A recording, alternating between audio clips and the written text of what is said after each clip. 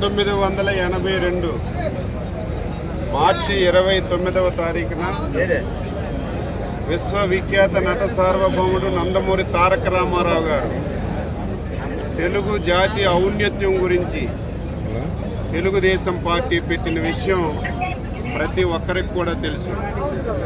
ఆ రోజు నుంచి నేటి వరకు మహానాడు కార్యక్రమాలన్నీ కూడా చేసుకుంటున్నాం.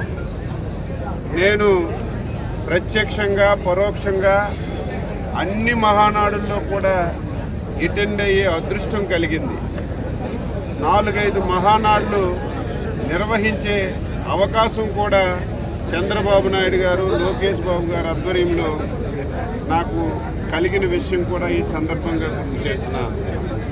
అన్ని మహానాడులు ఒక ఎత్తు. ఈరోజు నెల్లూరులో జరుగుతున్నటువంటి మహానాడికి ఒక ప్రత్యేకత ఉంది.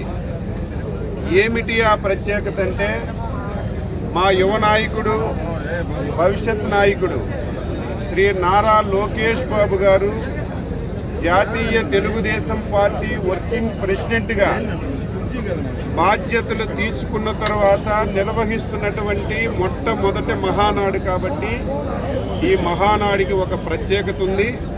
ఇప్పటికే తెలుగు రాష్ట్రాల నుంచి ఇతర దేశాల్లో ఉన్నటువంటి యువకులందరూ కూడా ఈ మహానాడికి అటెండ్ అయి విజయవంతం చేయాలని చెప్పి చాలా ఆతృతతో ఉన్నారు. ఆ ఆతృతతో ఉండడం వల్ల ఈసారి ఎక్స్పెక్టేషన్స్కి మించి కార్యకర్తలు కానీ జనాభా కానీ వస్తారని చెప్పి అంచనాలు వేసి ముందస్తుగానే రేపు 3 రోజులు 2 రోజులు క్యాడర్ మీటింగ్ ఉంటుంది. ఈసారి గ్రామస్థాయి నుంచి పిలవాలని ఒక ఆలోచన ఉంది. అది జాతీయ పార్టీ అధ్యక్షులు లోకేష్ బాబు గారు నిర్ణయం తీసుకున్న తర్వాత ఆ కార్యక్రమం జరుగుతుంది. 3వ రోజు భారీ బహిరంగ సభ, లక్షలాది మందిగా ఈరోజు బహిరంగ సభకు వచ్చి ఈ 2 సంవత్సరాలు ఎన్డీఏ ప్రభుత్వం చేసినటువంటి అభివృద్ధి సంక్షేమ కార్యక్రమాలు ఈ సభ ద్వారా రాష్ట్రానికి, దేశానికి తెలియచేయడం, ఇంకా భవిష్యత్తులో ఏం చేస్తామో చెప్పడానికి, ఒక దశని దిశని నిర్ధారించడానికి ఒక బహిరంగ సభ పెట్టుకున్నాం. దాని గురించే ఈరోజు ప్రత్యేకమైనటువంటి సమావేశం పెట్టి 20 కమిటీలను ఏర్పాటు చేసుకున్నాం. ఆ కమిటీల యొక్క ఉద్దేశం ఏమిటంటే, రేపు 3 రోజులు మహానాడు పండక్కి ఈ రాష్ట్రం కాదు, ఉమ్మడి రాష్ట్రం కాదు, దేశం ప్రపంచం నుంచి ఎవరొచ్చినా సరే ఏ ఒక్క వ్యక్తికి ఇబ్బంది కలగకుండా, వాళ్ళకి ఎక్కడ అసౌకర్యం కలగకుండా, వసతి సదుపాయం కానీ, భోజనాలు కానీ, ఎక్కడ ట్రాఫిక్ ఇబ్బంది లేకుండా అన్ని వింగుల్ని సమన్వయం చేశాం. రేపు 3 రోజులు ఈ జిల్లాలో జరుగుతున్నటువంటి మహానాడు నభూతో నభవిష్యత్ అనే విధంగా, ఇంతవరకు తెలుగుదేశం పార్టీ చరిత్రలో ఎప్పుడూ జరగని విధంగా ఈ మహానాడు జరపాలని చెప్పి నిర్ణయించాం.